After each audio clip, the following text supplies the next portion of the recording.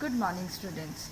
I hope you all are fit and fine and taking care of yourself and so ready for today's class with full energy. So, what we are going to study today? We are finished with the chapter. So, what else we are going to do today? Yes, that is what we do. Always after finishing our chapter, we are going to very quickly revise our chapter, that is transportation in plants. And with this quick revision, I will make sure and I hope that you will get more clear about your concept in this about this chapter. So let's start today's class. The purpose for today's lecture is quickly revise this chapter number 11. So if in any point you have some kind of doubt, you will get clear about that, or you will have the clear knowledge, right? So what is this now you know that what is this chapter is about. Transportation in plants means water, minerals, ions, salts, they are going to transport in the different areas of the plant. So how these ions and salts they are transported?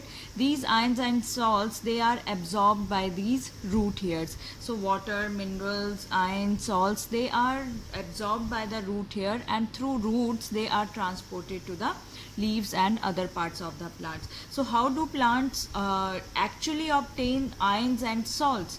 They obtain ions and salts from where they are present. Ions and salts, they are important for their growth, right? So where are they present? Because we have to transport them. Where are they present? They are present in water and soil. So when we talk about transportation, first we talk about what do plants need. Plants need ions, plants need water, plants need salts, they need food, right? So for this purpose of this chapter is to get the clear idea, or to take the clear picture about the transportation, that how does it happen in plants. So as you know that now that plants they obtain ions and salts from water and soil, and this is absorbed through the roots. Now how, but this movement, I just said that these are absorbed, but how does they absorb, or how does this movement happen? What did we discuss? We discussed that there is some kind of difference, or the movement or the transportation takes place between the cell membrane, right? It takes place across a cell membrane, means it takes place from outer environment to inside, or it also transportation is done from one plant to the another plant with the help of cell membrane. So cell membrane plays a very important role. It plays a very important role in transportation, transporting the different substances, different nutrients, right? So movement of nutrients from outer environment to plants, or it can be happen from one plant to another plant. But how does it happen? There is always, you will get the membrane. Only the movement happens across the membrane, means there is a presence of cell membrane through across which there is means if it is this molecule has to go inside, it will has to pass the membrane first, right? So transportation can be mainly through three types of processes. It can be through diffusion, it can be facilitated transport, or it can be active transport. That you know that transportation, if it is occurring by diffusion. What is diffusion? I think before I tell you the answer, your answer should be ready. What is diffusion?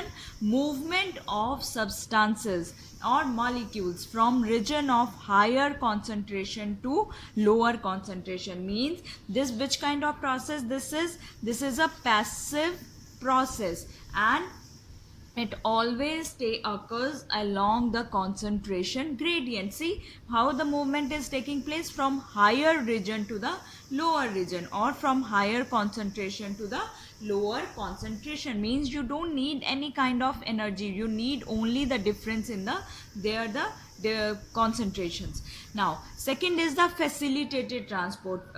I already told you also that facilitated means helping. So this is again, this is a passive process, passive transport, but only now this is taking place along the concentration gradient, but who is few molecules still they are not able to move across the membrane even with the presence of gradient, so they need special kind of help. So who is helping them here? Special proteins. They help in moving substances, but proteins are helping, but still without the expenditure of ATP energy. No ATP energy we are using here in the facilitated or when we are taking help of the proteins. But now the third one is active transport, through which actually major transportation in plants they take place. Active transport, this process use energy to pump molecules against a concentration gradient, means low to high.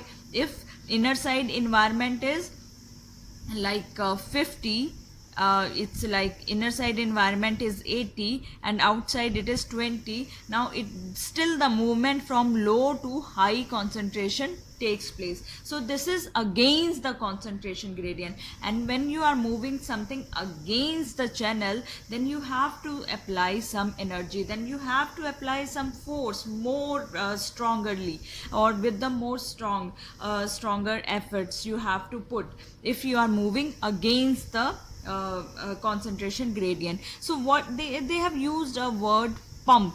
So pump is actually nothing, they are the proteins, they are protein molecules which are helping out in this transport. So this is passive, facilitated transport is passive, and in active transport we are using the energy. So now here one more is important point you need to understand here, that active transportation is done by the membrane proteins. When these words I use these words membrane proteins, one thing when I say membrane proteins, so now you have idea that these proteins they are present on the biological membrane.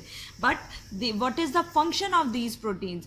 Actually these proteins they involved in the movement of, it can be ions, it can be small molecules, or if we talk about macromolecules, or some maybe another protein across a biological membrane. If suppose this is membrane, so some molecules they have to come inside, but inner side the concentration is more and outer side is less, so you have to, but you need these molecules. So for these molecules to come inside, you have to spend extra power, so you are spending extra energy. That is why this is active process. So this process use energy. So what are pumps here? As you can see that we used a word pump. So pump means this process use energy to pump the molecule. So basically proteins, pumps are proteins which are using energy to carry the substances. These molecules they are carried along with the proteins across the membrane, right? So this transportation is occurring along the membrane with the help of the proteins and spending energy. But why this is so important? Why this active process is so important? These protein actually they transport substances from low concentration to high concentration. As you can see, every time it is not the condition that high to low. So sometimes the condition is also available like low to high concentration, and at that time those molecules we need in a very necessity. So that time the active process plays a very important role, and this type of transport is called uphill transport, right? Now movement of substances is done, all the molecules are inside, all the proteins are utilized. So that is why doesn't happen that it is continuing process. No, when it stops, when the transport rate ultimately it reaches to the maximum, means when all the molecules they are now inside, right? Or all the proteins all the proteins which are helping these molecules, now they are finished or they are saturated.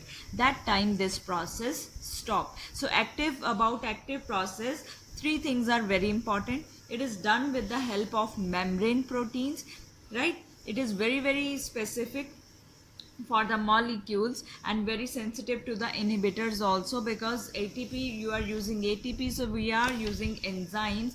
Pumps, this process is done with the help of proteins. They help the molecules to move inside, and when all the molecules, or sorry, all the protein molecules, they are utilized, then this process that is stops. Or second reason, if your transport rate, it is now reached at the maximum point, then it stops. Now next is what is transported here in plants? Water. First thing we have discussed about the water and minerals. How do they are transported? They are transported by the xylem through the root here. So how does the other material, food, is transported? Organic material. Now here he is talking about organic material. Which kind of organic material? He is talking about the carbohydrates. So organic material is synthesized where? It is synthesized in leaves, and through which it is transported? Sieve tubes or vessels, or specifically if say, then it is phloem. So when vascular tissues are involving in the transportation of the substances, then that process is known as translocation. So water and minerals, they are transported by xylem, and organic material or the food or the carbohydrates which are synthesized in the leaves, they are transported with the help of the phloem. And even in the phloem, especially with the help of sieve tubes or cells and the companion cells.